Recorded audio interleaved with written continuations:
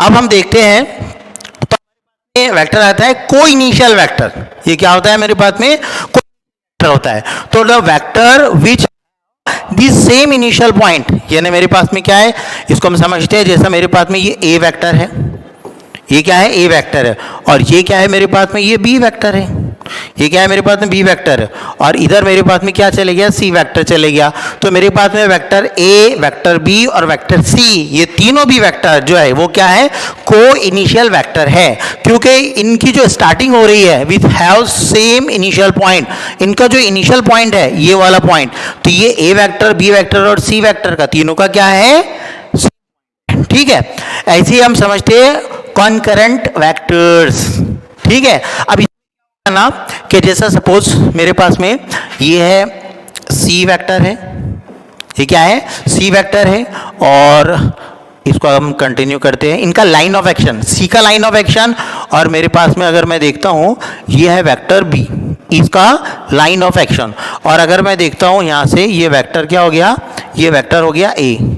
तो ए vector, B vector, C vector, भले ही इनका जो इनिशियल पॉइंट है वो सेम पॉइंट से स्टार्ट नहीं हो रहा है, लेकिन इनका जो लाइन ऑफ एक्शन है, अगर हम ये वेक्टर को पीछे कंटिन्यू खींचते हैं, या फिर सी वेक्टर को कंटिन्यू पीछे खींचेंगे, या फिर बी वेक्टर को हम कंटिन्यू बैक साइड में पीछे खींचते हैं, तो हमारे पास में ये तीनों के तीनों वेक्टर एक ही पॉइंट पर मिलेंगे, यानी इनका लाइन ऑफ एक्शन, यानी जहाँ पे भी इनकी एक्शन होने वाली है तो इनका लाइन ऑफ एक्शन कहाँ मिलने वाला है, एक ही पॉइंट पे मिलने वाला है। तो इसलिए ये ए वेक्टर, बी वेक्टर और सी वेक्टर, ये तीनों भी क्या हो जाएंगे, कॉन्करेंट वेक्टर्स हो जाएंगे। तो दोनों का फर्क आपके समझ में आ गया होगा कि कोइनिशियल वेक्टर क्या होता है और कॉन्करेंट वेक्टर क्या होता है, ठीक है। और एक और वेक्टर आता है, जैसे हम इसको यहाँ पर समझ लेते कि देखो ये है मेरे पास में ये ए वेक्टर है, ठीक है, ये मेरे पास में क्या है, ये है बी वेक्टर, ठीक है, और ये है मेरे पास में सी वेक्टर। अगर हम इसका नाम देखें तो इनका जो फाइनल पॉइंट है जी एक पॉइंट पे है, एक जगह पे। जैसा ये को इनिशियल वेक्टर होता है तो ये क्या हो जाएगा, ये हो जाएगा को टर्मिनल वेक्टर, ये क्या हो जाएगा, को वेक्टर, इसको बोलेंगे अपन को टर्मिनल वेक्टर्स, ठीक है। एक बार डबल से समझ लेते हैं इसको, इनिशियल पॉइंट, जब सारे वेक्टरों का इनिशियल पॉइंट एक होगा उसको क्या बोलेंगे अपन, को इनिशियल पॉइंट बोलेंगे। और कॉन्करेंट वेक्टर, जब वेक्टरों का लाइन ऑफ एक्शन एक पॉइंट से पास होगा, that's called the concurrent vectors. और मेरे पास में वेक्टर, जब सारे वेक्टरों का जो फाइनल पॉइंट है वो एक होगा, दैट्स कॉल्ड दी को टर्मिनल वेक्टर्स, ठीक है। इसकी यहाँ पर डिफिनेशन भी थी कि vector which pass through a common point, इनकी जो लाइन ऑफ एक्शन जाएगी वो एक कॉमन पॉइंट से पास होगी, ठीक है। अब ऐसे ही अब देखते हैं तो हमारे पास में कोप्लेनार वेक्टर्स, अब ये क्या होता है, तो इसकी डिफिनेशन, वेक्टर लोकेट वेक्टर, ये क्या हो जाएगा मेरे पास में, vectors locate in the same plane. जब भी मेरे पास में वेक्टर जो है वो एक प्लेन में रहेंगे तो हम इसको क्या बोलेंगे, कोप्लेनार वेक्टर बोलेंगे। जैसा मेरे पास में ये है वाई एक्सिस, ये है एक्स एक्सिस, ठीक है, ये वाई एक्सिस और ये क्या है, एक्स एक्सिस। अब प्लेन का मतलब होता है दो एक्सिस। तो अगर मैं देखूं कि मेरे पास में ये जो वेक्टर ए है, ये क्या है मेरे पास में, वेक्टर ए है, और ये है मेरे पास में वेक्टर बी, तो मेरे पास में ए वेक्टर और बी वेक्टर दोनों क्या है, एक ही प्लेन में है, तो इसलिए ये दोनों वेक्टर क्या हो गए, कोप्लेनार वेक्टर, ठीक है। अब मेरे पास में नॉन कोप्लेनार वेक्टर, मालूम है इसका अपोजिट ही होगा।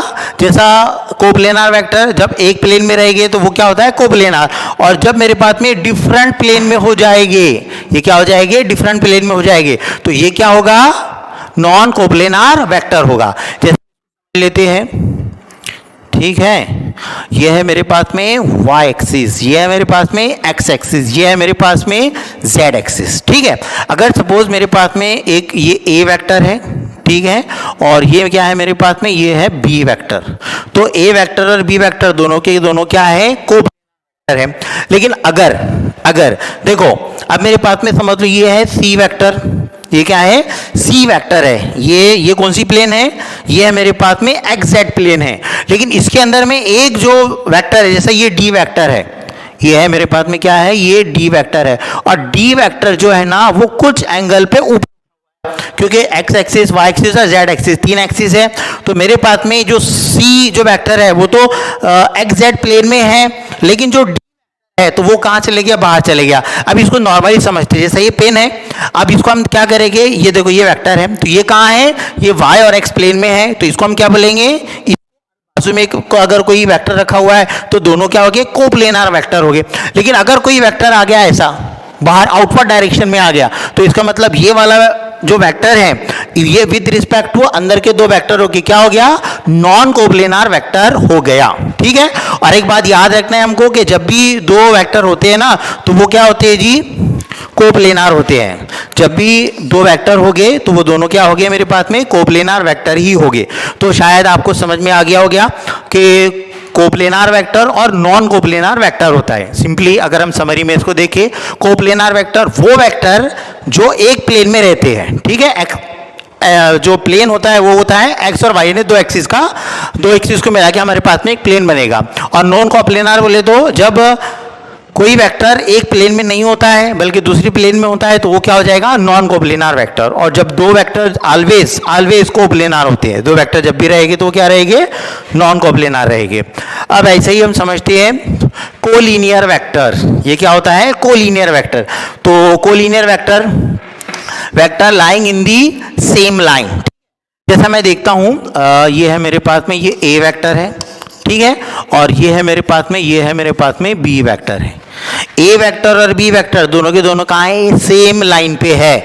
और इनके बीच में जो एंगल है वो कितना है, 0 डिग्री है, क्योंकि दोनों एक दूसरे के पैरेलल है तो एंगल कितना आएगा, 0 डिग्री आएगा। तो इससे ए वेक्टर और बी वेक्टर क्या हो गए, ये हो गए कोप्लेनार वेक्टर, ये कोलीनियर वेक्टर हो जाएंगे। ये क्या हो जाएंगे, कोलीनियर वेक्टर हो गए। और ऐसे हम जैसे मेरे पास में ये ए वेक्टर है, ये क्या हो गया, ए वेक्टर हो गया, और इधर अपोजिट डायरेक्शन में क्या आ गया, ये बी वेक्टर आ गया।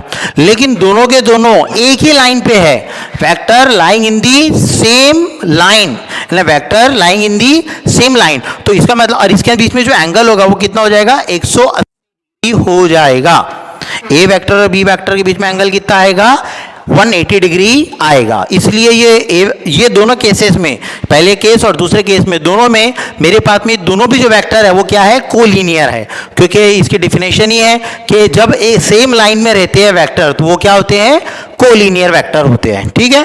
अब हमारे पास में ऑर्थोगोनल वेक्टर जो सबसे ज्यादा काम में आएगा हमारे को, ऑर्थोगोनल वेक्टर। देखो अब ऑर्थोगोनल वेक्टर क्या होगा कि ऑर्थोगोनल वेक्टर को हम समझेंगे तो ठीक है, the angle between two vector is 90। इसका मतलब क्या हुआ, जैसे ये ए वेक्टर है, ये क्या हो गया, ये ए वेक्टर हो गया, और ये क्या हो गया मेरे पास में, ये बी वेक्टर हो गया।